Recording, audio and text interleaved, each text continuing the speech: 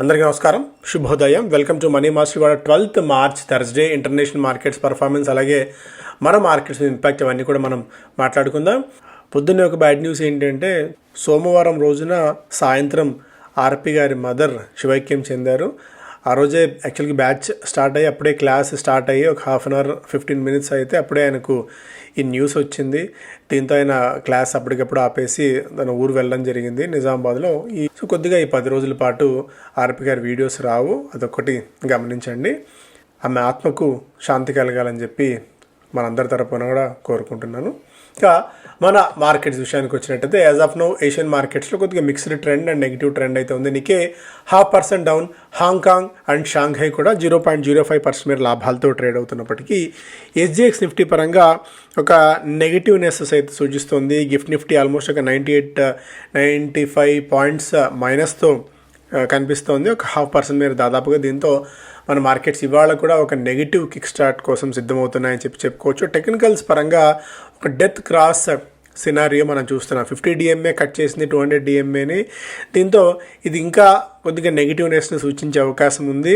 ఇక్కడ నుంచి కొద్దిగా సెల్లింగ్ ప్రెజర్ ఇంటెన్సిఫై కూడా కావచ్చు. సపోర్ట్స్ 23,700, 23,300 లెవెల్స్ దగ్గర సపోర్ట్ లెవెల్స్ ఉంటాయి. 24,100 దగ్గర గట్టి రెసిస్టెన్స్ ఉంది అని చెప్పి టెక్నికల్ ఎక్స్పర్ట్స్ అయితే సూచిస్తున్నారు. ఫారిన్ పోర్ట్ఫోలియో ఇన్వెస్టర్ నెట్ సెల్లర్స్గానే ఉన్నారు. నిన్న కూడా దాదాపుగా 6,300 కోట్ల రూపాయల వర్త్ ఆఫ్ స్టాక్స్ని సెల్ చేయగా, డొమెస్టిక్ ఇన్స్టిట్యూషన్ ఇన్వెస్టర్స్ దాదాపు 5,000 కోట్ల రూపాయల వర్త్ ఆఫ్ స్టాక్స్ని మన వాళ్ళు బై చేశారు. రూపీ మరొక 16 పైసలకు క్షీణించి 92 రూపాయల పైనే ఉంది వెన్ కంపేర్డ్ విత్ డాలర్. మార్కెట్స్లో కొద్దిగా బలహీనత, కొద్దిగా ప్యానిక్నెస్ ఇంకా ప్రివేల్ అవుతూనే ఉంది. Oil is on boil. Oil ఎప్పటిదాకా ఇలాగే ఉంటుందో, హర్మూజ్ నుంచి వచ్చే ఆయిల్ ఎంతకాలం పాటు మనకి ఇలాగే ప్యానిక్నెస్ క్రియేట్ చేస్తుందో, oil and gas and rupee ఇవన్నీ కూడా ఒక నెగిటివ్ ఫ్యాక్టర్స్గా అయితే ఉన్నాయి ప్రస్తుతానికి. ఎందుకంటే దీని ఎఫెక్ట్స్, క్యాస్కేడింగ్ ఎఫెక్ట్స్ చాలా రంగాల మీద చాలా పెయిన్ పాయింట్ అయితే ఉంది ఇది ప్రస్తుతానికి. సో అందువల్ల అక్కడ సద్దుమణగనంత వరకు మనకి ఇబ్బంది అయితే తప్పదు. And too much of panicness కూడా న్యూస్ ఛానల్స్ క్రియేట్ చేస్తుండడం, అంటే సడన్గా గ్యాస్ అయిపోతుంది అనగానే ఇమీడియట్గా మన వాళ్ళందరూ అవసరం ఉన్నా లేకున్నా సిలిండర్లు బుక్ చేసుకోవడం, పెట్రోల్ అవసరం ఉన్నా లేకున్నా తీసుకుని స్టోర్ చేసి పెట్టుకోవడం, ఇలాంటి ఒక ప్యానిక్నెస్ క్రియేట్ చేస్తూ ఉండడం కూడా మరింతగా ఇబ్బంది అయితే పెడుతుంది. కొన్ని రంగాలు అయితే భారీగా ఎఫెక్ట్ అయితే అవుతున్నాయి. అండ్ ఈటరీస్ అండ్ ఇలాంటి ఫుడ్ జాయింట్స్ అన్నీ కూడా ఫుల్ లెంత్ మెనూని కట్ చేసి వెరీ లిమిటెడ్ మెనూని పెడుతున్నాయి. పెద్ద పెళ్ళిళ్ళ సీజన్ అయితే రాబోతోంది మనకి. సో వాటికి కూడా ఇంపాక్ట్ ఉండవచ్చు. దాదాపు 60,000 కోట్ల రూపాయల బిజినెస్ జరుగుతుంది ఈ పెళ్ళిళ్ళ సీజన్లో అనేది కూడా ఒక అంచనాగా ఉంది. వాటికి కూడా గట్టి ఎఫెక్ట్ అయితే ఉండవచ్చు మరికొద్ది కాలం పాటు ఇది కొనసాగినట్టయితే. నిన్న ముగిసిన అమెరికన్ మార్కెట్స్లో మళ్ళీ వీక్నెస్ చూసాం. డౌ దాదాపు 400-500 పాయింట్లు పడినప్పటికీ కొద్దిగా రికవర్ అయ్యి చివరికి దాదాపు 300 పాయింట్ల నష్టంతో ఉంది. S&P 500 0.08, నాస్డాక్ 0.08% మేర లాభాలతో అయితే ముగిసింది.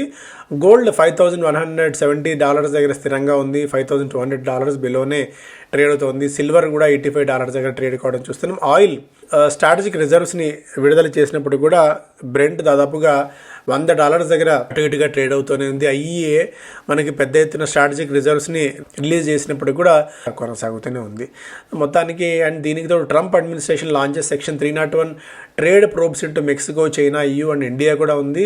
సో అన్ఫెయిర్ ట్రేడ్ ప్రాక్టీసెస్ చేస్తున్నారు అని చెప్పి ఈ కొన్ని దేశాల మీద మళ్ళీ ఆయన ప్రోబ్ స్టార్ట్ చేశారు. ఆల్రెడీ ముందే అంతంత మాత్రంగా ఉన్న ఆర్థిక వ్యవస్థలు, ముందే ఆయన చేసిన పెంటని పూర్తి క్లియర్ చేసుకోలేక చస్తున్న ఈ దరిద్రపు పరిస్థితిలో మళ్ళీ ఇదొక ట్రేడ్ ప్రోబ్ అని చెప్పి మళ్ళీ టారిఫ్స్ని పెంచడానికి ఆయన చేస్తున్న ప్రయత్నాలు చూస్తుంటే ఇక పూర్తిగా అన్ని దేశాలని, పూర్తిగా అన్నిటినీ ఆధిపత్యాన్ని ఎంతకాలం పాటు కొనసాగించాలనుకుంటున్నాను తెలియట్లేదు. కానీ so markets, economies, investors, common man అందరికీ జోల్ట్ పైనుంచి కింది దాకా ఆయన చేస్తున్న ఈ చర్యలన్నింటినీ కూడా దీన్ని ఏ విధంగా చెప్పుకోవాలో అర్థం కాని దౌర్భాగ్య స్థితిలో అయితే ఉన్నాం ప్రస్తుతానికి.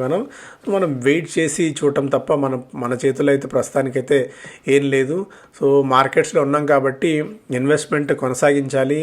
అదొక్కటే మనం ఒక రే ఆఫ్ హోప్, ఒక రే ఆఫ్ పాజిటివిటీని పెట్టుకుని, ఎందుకంటే ఇట్లాంటివన్నీ సినారియోస్ వస్తుంటాయి వెళ్తుంటాయి. మార్కెట్స్ తన గమనాన్ని కొనసాగిస్తూనే ఉంటుంది. Stocks in news: IndiGo, IDFC first, Adani enterprise, Ashok Leyland, Mahanagar gas ఈ స్టాక్స్లో యాక్టివిటీ ఉండవచ్చు. IndiGo fair trade regulator CCI Wednesday dismissed a complaint alleging abuse of market dominance. IndiGo and air India రెండు మార్కెట్ డామినెన్స్ని కొనసాగిస్తూ ఫెయిర్ ప్రాక్టీసెస్ చేయట్లేదు వ్యాపారంలో అని చెప్పి చేసిన పిటిషన్ని కొట్టివేశారు. IDFC ఫస్ట్ బ్యాంకులో దాదాపు 19 లొకేషన్స్ మీద ఎన్ఫోర్స్మెంట్ డైరెక్టరేట్ సోదాలు నిర్వహించింది. దాదాపు 590 కోట్ల రూపాయల మేర హర్యానా ప్రభుత్వానికి చెందిన డబ్బును దుర్వినియోగం చేసిన తరుణంలో Ashok Leyland Hinduja group announced investments of up to 500 crores in a greenfield battery park in Chennai. So Chennai దగ్గరలో 500 కోట్ల రూపాయలతో ఒక బ్యాటరీ ప్యాక్ మ్యానుఫ్యాక్చరింగ్ ఫెసిలిటీని స్టార్ట్ చేయబోతున్నారు. Adani enterprises inform the stock exchanges of the execution of business transfer agreement by Adani Defense Systems and Technologies. The Forge has made an investment in Bharat Forge Global Holdings. దాదాపు 160 కోట్ల రూపాయల మేర పెట్టుబడులు పెట్టారు. Mahanagar gas supply crunch ఎదుర్కొంటోంది. Industrial and commercial కస్టమర్స్కి gas తక్కువ cut చేయటం అయితే మనం చూస్తున్నాము. వీటితో పాటు చాలా స్టాక్స్లో యాక్టివిటీ మనం గమనించవచ్చు. కాకపోతే ఏంటంటే మార్కెట్స్ ఇలాంటి స్థితిలో ఉన్నప్పుడు ఏ చిన్న న్యూస్ అయినా నెగిటివ్ న్యూసే, ఎంత పెద్ద పాజిటివ్ న్యూస్ అయినా అది చిన్న న్యూసే అవుతుంది. యూఫ్లెక్స్ దాదాపు 100 వేరియంట్లని 6 ఫెసిలిటీస్లో కొత్తగా డెవలప్ చేసి స్టార్ట్ చేయబోతున్నాం అని చెప్పి వెల్లడిస్తోంది. LPG సప్లైస్ కొరత కారణంగా బోరోసిల్ తన బోరోసిలికేట్ గ్లాస్ ఫర్నెస్లో ప్రొడక్షన్ని తాత్కాలికంగా అయితే సస్పెండ్ చేశామని చెప్పి వెల్లడించింది. SBI లైఫ్కి ఇన్కమ్ ట్యాక్స్ డిపార్ట్మెంట్ నుంచి 538 కోట్ల రూపాయల మేర ట్యాక్స్ అసెస్మెంట్ ఆర్డర్స్ అయితే వచ్చాయి. బట్ దీన్ని మళ్ళీ వీళ్ళు ఛాలెంజ్ చేస్తామని చెప్పి కోర్టులో వెల్లడించారు. V2 రిటైల్ మార్చి 20వ తారీఖున రికార్డ్ డేట్గా పెట్టింది స్టాక్ స్ప్లిట్ కోసం. రెడింగ్టన్ ఇండియా గతంలో ఇచ్చిన 230 కోట్ల రూపాయల ట్యాక్స్ డిమాండ్ ఆర్డర్ని ఇన్కమ్ ట్యాక్స్ డిపార్ట్మెంట్ క్వాష్ చేసింది, కొట్టివేసింది. KEC ఇంటర్నేషనల్కి సౌదీ అరేబియా నుంచి 1476 కోట్ల రూపాయల మేర ట్రాన్స్మిషన్ అండ్ డిస్ట్రిబ్యూషన్ ఆర్డర్స్ గెలుచుకుంది, వెల్లడించింది ఈ విషయాన్ని. ఇండోటెక్ ట్రాన్స్ఫార్మర్స్కి 65 కోట్ల రూపాయల మేర ఫ్రమ్ రెన్యూ విండ్ ఎనర్జీ నుంచి ఏదైతే ఆర్డర్ వచ్చిందో అది క్యాన్సిల్ అయినట్టు కంపెనీ వెల్లడించింది. దీనికి the company states there is no impact as manufacturing had not commenced. Manufacturing మొదలు పెట్టలేదు కాబట్టి ఈ 65 కోట్ల రూపాయల ఆర్డర్ క్యాన్సిల్ అవ్వడం వల్ల పెద్దగా ఇంపాక్ట్ లేదు అని చెప్పి తెలిపింది. సో ఇవి స్టాక్స్ పరంగా. ఎకనామిక్ టైమ్స్ ఫస్ట్ పేజ్లో Trump says Reliance will build US refinery in $300 billion deal. Already నిన్న మనం దీని గురించి అయితే మాట్లాడుకున్నాం. Dubai and financial tech hub acts on Iran threat, ఇవన్నీ ఇంకా అక్కడ పరిస్థితులు. Street shows mood swings on oil blues, indices drop 1.7%. ఇది ఈ హర్మూజ్ జలసంధికి సంబంధించి ఇంకా అక్కడ క్లారిటీ రానంత వరకు ఇలాంటి థ్రెట్ ఉంటుంది. అండ్ దీనికి తోడు it's an oil out war, get ready for crude. $200 barrel చమురు ధర వచ్చేందుకు సమయం ఉంది, మీరు దానికి సమాయత్తంగా ఉండండి అని చెప్పి ఇరాన్ బహిరంగంగా హెచ్చరికలు జారీ చేసిన తరుణంలో ఇవి కొద్దిగా కాదు తీవ్రమైన ఆందోళన కలిగించే విషయం ఇది ఎక్కడ ఆగుతుంది, ఆగేదాన్ని బట్టే మన ఎకానమీ మీద కూడా డొమెస్టిక్గా మనకు వచ్చిన ఇబ్బందులు ఏం లేవు. కాకపోతే ఏంటంటే ఒకటి మనం క్రూడ్ మీద గ్యాస్ మీద ఆధారపడ్డాం. సో క్రూడ్ అండ్ గ్యాస్ ఈ రెండే ప్రగతికి చక్రాలు. ఇవి బ్రేక్ పడ్డాయంటే ఆటోమేటిక్గా ఎకానమీ అంతా కూడా ఎఫెక్ట్ అవుతుంది. ఒక్కొక్క రంగం ఇంపాక్ట్ అవుతున్న కొద్దీ బ్యాక్లాగ్స్ పెరిగిపోతున్నట్టు అది మిగిలిన రంగాల మీద క్యాస్కేడింగ్ ఎఫెక్ట్ పడుతూనే వస్తుంది. మెయిన్గా యూరియా మీద ఎఫెక్ట్ అవుతుంది, అండ్ ఈటరీస్ మీద ఎఫెక్ట్ అవుతుంది, ట్రాన్స్పోర్టేషన్ మీద ఎఫెక్ట్ అవుతుంది, లాజిస్టిక్స్ మీద ఎఫెక్ట్ అవుతుంది, అండ్ టైర్స్ అనుకోవచ్చు, ఏవియేషన్ అనుకోవచ్చు, పెయింట్స్, స్పెషాలిటీ కెమికల్స్, అగ్రికల్చర్ మీద అనుకోవచ్చు.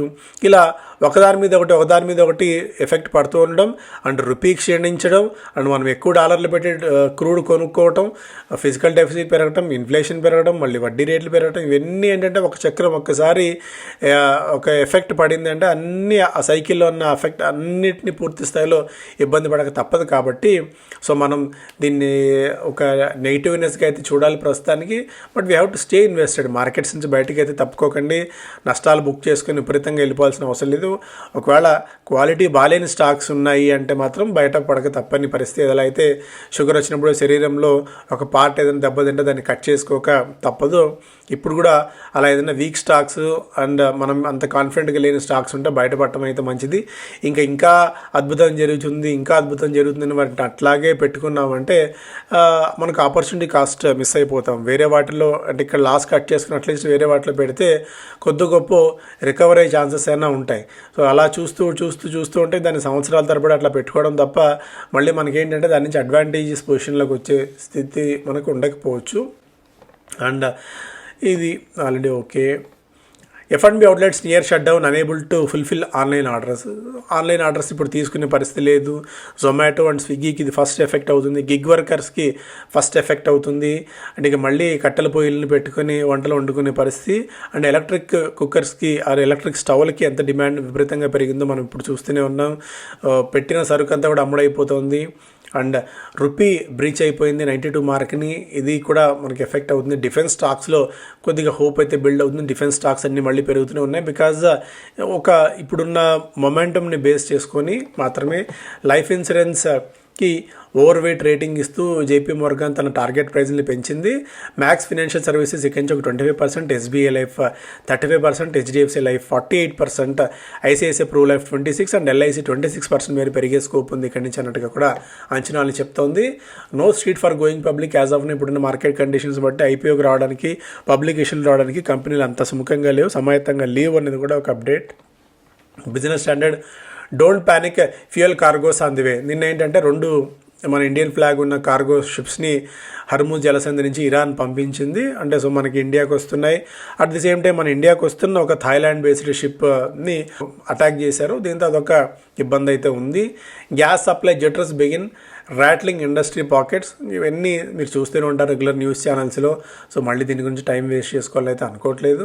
IRCTC 54 నెలల కనిష్ట స్థాయికి, దాదాపుగా 5 సంవత్సరాల స్థాయికి, 4.5 సంవత్సరాల కనిష్ట స్థాయికి స్టాక్ అయితే చేరింది 532 రూపీస్కి.